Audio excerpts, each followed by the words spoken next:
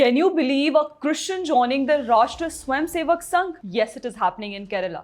Influenced by its dedication towards the nation and acts of selfless service, a former Director General of Police of Kerala is joining the RSS as a full-time pracharak. Come October 1st, and Jacob Thomas will be seen in Ganavesham participating in the RSS Padh Sanchalan at Ernakulam district of Kerala. Talking to New Indian Express and English Daily, Jacob Thomas, a former top cop of Kerala, revealed his long relationship with the RSS. I have been associated with the RSS for decades and have been in touch with the top brass of the organization, including Sar Sanghchalak Mohan Bhagwat.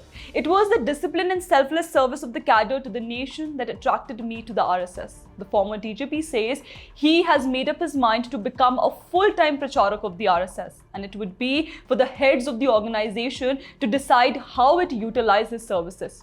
But then Jacob's joining RSS is not an ordinary development, but can have long-term political ramifications in the minority-dominated state of Kerala, where assembly elections are likely to take place early next year. Jacob's act could greatly strengthen BJP's Christian outreach initiative that has been going on in the coastal state for past couple of years. Earlier, committed voters of Congress, Christians, for the first time in the past couple of years, are looking at the BJP with much hope. Munambam Land Raw, where Christians came out in open support of the BJP-led centre's Waqf Amendment Bill, has changed the course of Kerala politics. Chopping off the hand of Professor T.J. Joseph, a series of protests in support of Hamas, Hagia Sophia and the Kerala story are certainly in the minds of Kerala Christians as they are fast drifting towards the BJP. Now, as a reputed Christian community member is joining RSS, Kerala has certainly changed, and changed for better.